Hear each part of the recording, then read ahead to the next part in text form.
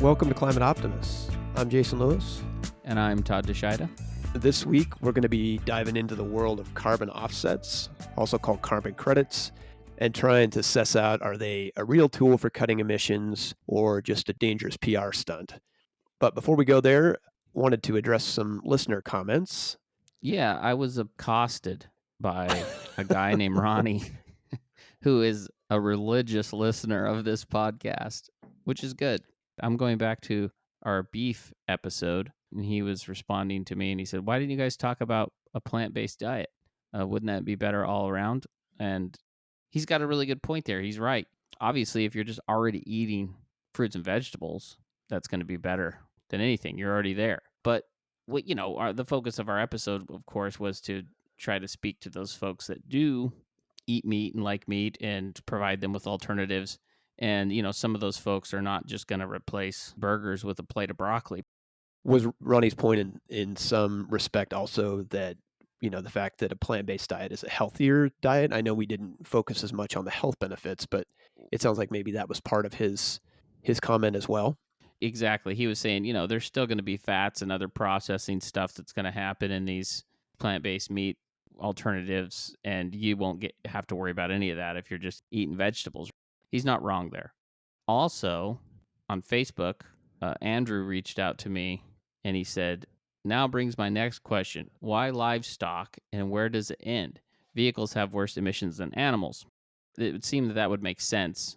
But when you really start looking at it, livestock is responsible for about 14.5% of global emissions, and that is more than global transportation emissions. So it is pretty significant. And my point too is, why not look at it, right? We're looking at everything, We do a podcast every week. Right. We got to find stuff to talk about. Yeah, we're leaving no stone unturned. No, in seriousness though, I mean, I think it is worth looking at because there is really some serious potential there. This is something where if people make changes individually and not even really that large. I mean, if you look at some of what's out there about beef, if people just cut out beef one day a week, it's massive, because of methane's kind of potency. When you look at the near term, 20 years, livestock can have, double the impact of cars. Of course, when you it's kind of about the timeline. When you extend that out to 80 to 100 years, that kind of reverses. Well, and to your point, I think that's a nuance that makes it harder sometimes to wrap your head around.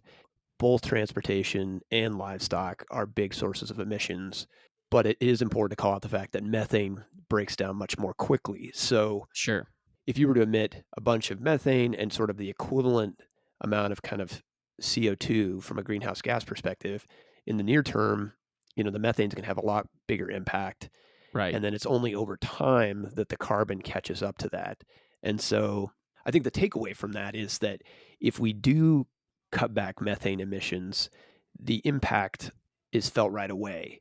Where if we cut back carbon emissions, in most cases, we have to find ways to pull that out of the atmosphere because it's not going to break down over the same time period. No, exactly. So that's a couple examples of some, listener feedback that I wanted to respond to.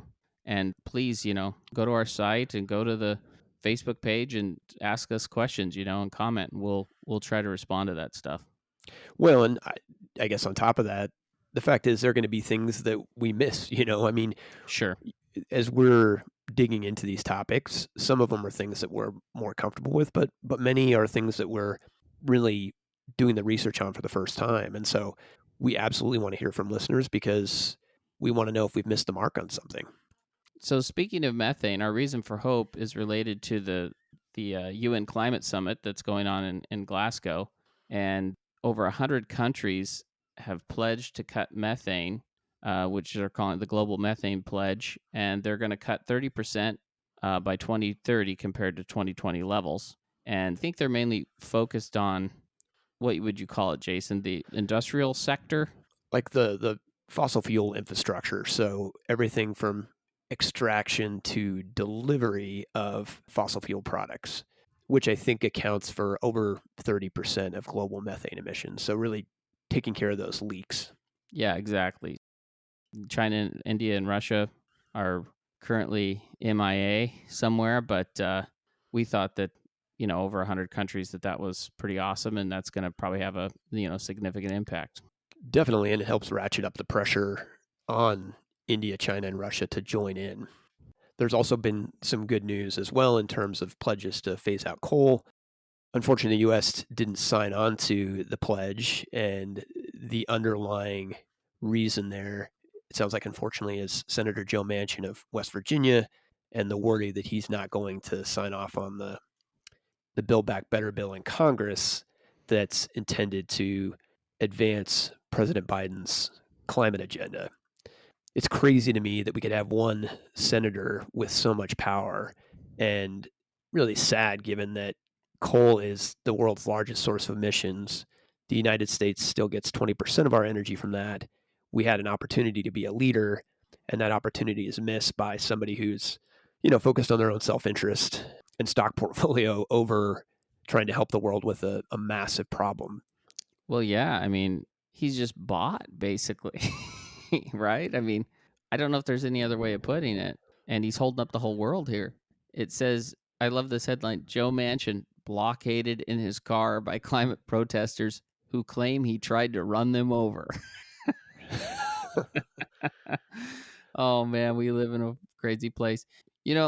I wonder if Putin is looking at this thing and he's like, these Americans, he's like, I just poisoned people. If they don't do what I want them to do, why don't they just poison this guy?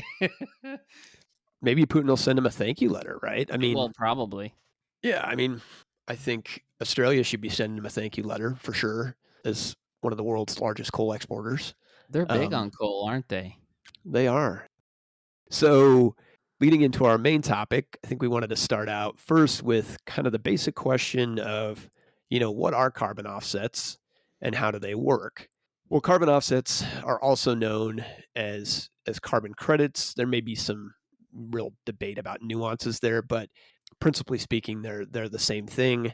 And credits come from projects that are implemented specifically with the purpose of reducing greenhouse gas emissions. They're measured in metric tons of CO2 equivalent. Typical cost ranges from $10 to $20 per ton, which I thought was cheap when you're talking about carbon emissions. I was pretty shocked that that's sort of the average price at this point. It does seem low.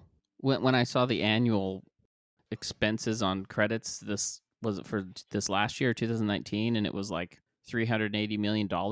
And I'm thinking, shoot, in any major city, that's just a few hundred houses you could buy for that kind of money. Like, when you think about worldwide or whatever, that doesn't seem like a lot.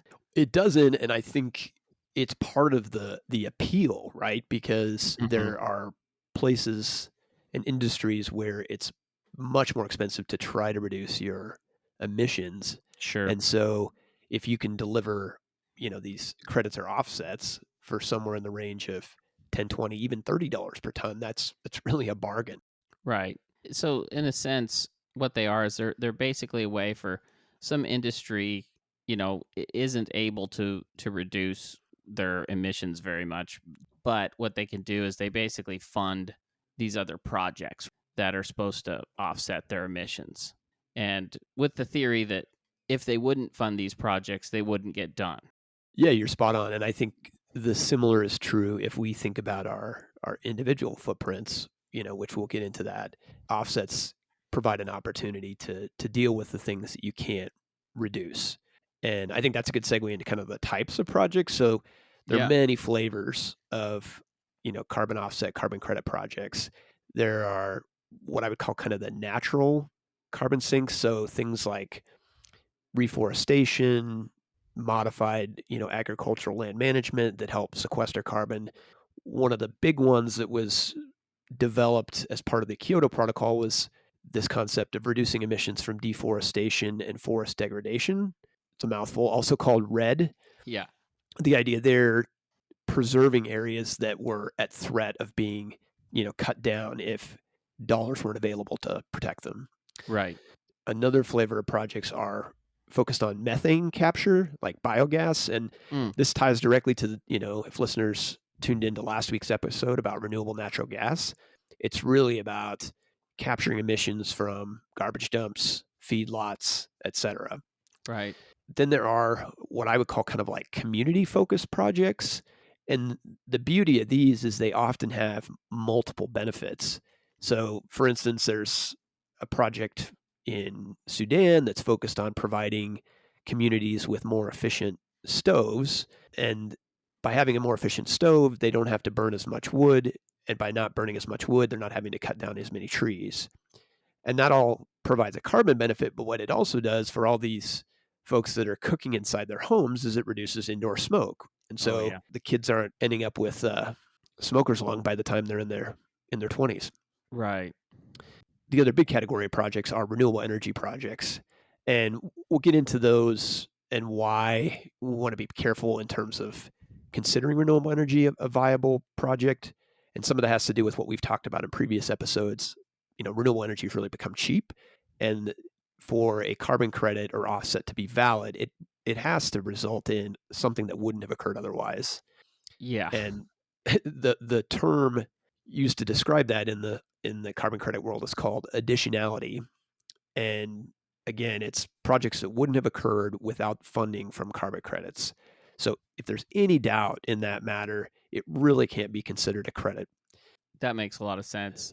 And it seems like they're, hopefully trying to get better at kind of validating some of this stuff. Yeah, I mean, if you were to look at kind of based on the research that I did, sort of three things to focus on to ensure a quality offset. It's this concept of additionality. It's been validated by a third party. And when it comes to like natural projects, it doesn't have what's called leakage. In other words, you protect the 1,000 acres of forest, and so then they just log the they log the forest next door instead. Um, Right. but yeah, it's a growing market. It's expected to hit upwards of 100 billion by the year 2050, Wow. which is massive.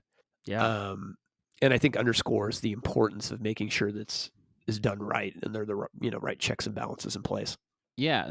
So I guess the next thing we should talk about is when are carbon offsets appropriate? And you know, obviously reducing should be the first priority because it doesn't really make sense, especially based on what we've been talking about and some of the criticisms against these credits and whether or not they're actually effective. Some of these companies are using old credits from years ago that really were based on some methodology that wasn't very sound. If a company can reduce, that's the best because you don't really just want people paying to to pollute. So offsets should really only be used in areas where you just can't avoid it. Yeah, I mean, maybe it'd be beneficial to give folks an example that they can, think about in their daily lives. I think one of the biggest ones for people personally is flying. And, the best way to combat that is really just to take less trips, try to travel more regionally, coach over first class. One of the things you can do is you can purchase offsets when you travel. It's hard to get around flying for certain things. It's just, it just sometimes there's no alternative, but we should try to offset our own travel if at all possible. Yeah, I think that's a good segue into kind of what's arguably, one of the biggest challenges with carbon offsets is having them be used in lieu of reducing emissions. The last thing we want offsets to do is be an excuse for us to continue to pollute. We need to be first and foremost focused on not putting more of this stuff up into the atmosphere and really looking at carbon offsets as a secondary, so it's sort of reduce and then offset. You can already see where this becoming problematic in recent years. You have fossil fuel companies that have started branding their liquid natural gas as carbon neutral because they've purchased offsets from some undisclosed source. Mm-hmm. Shell is probably the worst in terms of bad actors here. They had 14 ships of LNG they'd labeled as carbon neutral as of July this year. the That's crazy. It is crazy. And of course, they haven't been transparent about the source of their credits or how much they paid for them, which just further underscores the problem. It's like, A, we shouldn't be pulling more of the stuff out of the ground and putting in the air. And if you are going to do that, the only way that in my mind that's valid is if you're doing, carbon capture and storage, right? When you're burning that natural gas or that coal, you're stripping all the carbon out of it before it goes in the atmosphere. And this idea that you can go out and buy some cheap carbon credits as a way to continue to use fossil fuels. I mean, it's just bullshit. It's a dangerous trend and is one that we can't allow to continue if we're going to deal with climate change. Right.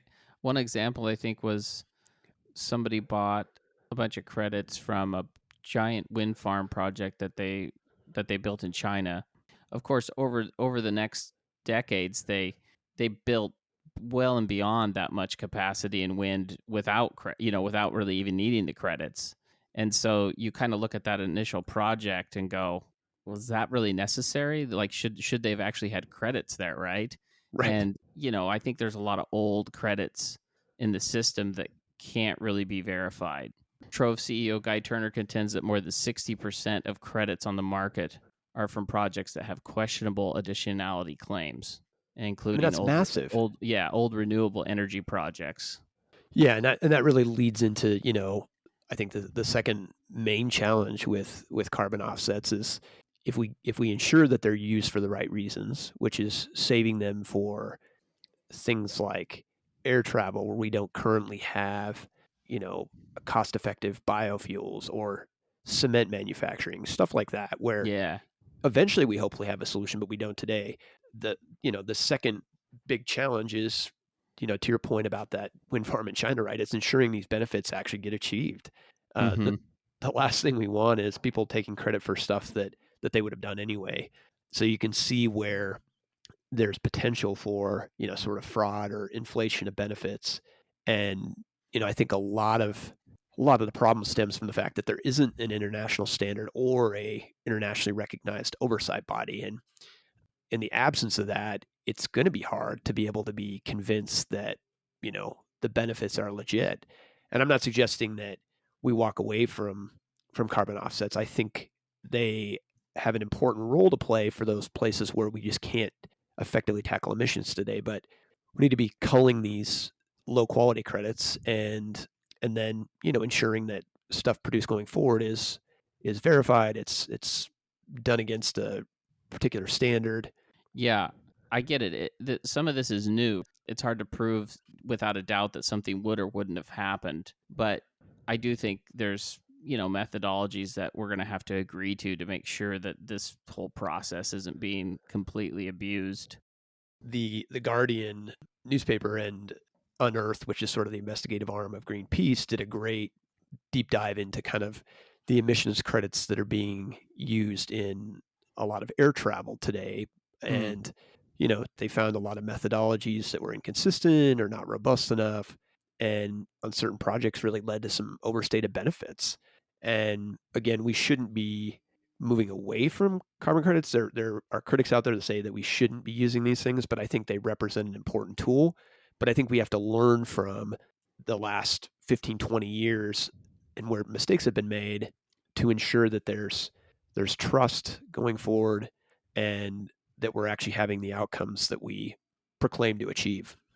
Yeah, I know right now, speaking of COP26 and the UN Climate Summit, this very topic has come up. There's obviously a lot of people that have a lot of criticism of credits and are worried that we could agree to things in this summit that could kind of pave the way, I guess, in a sense, for more of the same. Basically overstating the benefits and kind of bailing out, the oil and gas companies, right?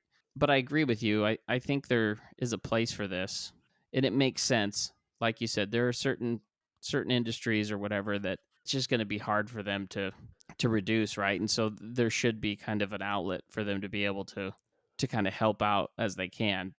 There is a task force called Scaling Voluntary Carbon Markets that was kind of teed up by a guy named Mark Carney, who is special climate envoy to Boris Johnson. So he's sort of the John Kerry of the U.S. And the Okay. goal of that was to scale, efficient and effective voluntary carbon markets with the recognition that these things are going to grow, right? And there are going to be countries that are trying to use them to meet their targets. And it looks like they're making some progress. They established a governing body in September, and their first priority gets at what we were talking about before, which is finalizing standards that ensure, global carbon credit quality. Because it seems like that has to be your first stop, right? Right. Um, got to make sure your bamboo farm that you're putting up in your backyard is actually going to deliver the necessary benefits. Yeah, exactly. No, that's very good. Which, by the way, I think that could be an option for you, right? I know you hate mowing the grass, and maybe you start a bamboo project and you sequester a ton of carbon. No, I have enough room. I probably could. I could rock a whole bamboo maze back here. Yeah, I mean, I'm not sure your neighbors would love you for it, but Well, it could be your way to contribute. there's worse things I do than that. They would probably be happy to have the bamboo. They wouldn't have to look at you anymore. Yeah. So the task force is rolling out recommendations. They're going to work on standards and really trying to figure out how to scale these markets. And their recommendations, I think, feed into how do we execute on the plan to strengthen carbon markets. And this is part of, without getting too jargon focused, on Article 6 of the Paris Accord. The goal is really to strengthen the integrity of the carbon markets and create a central mechanism for trading. So it's like, if we're going to do this, we got to do it right.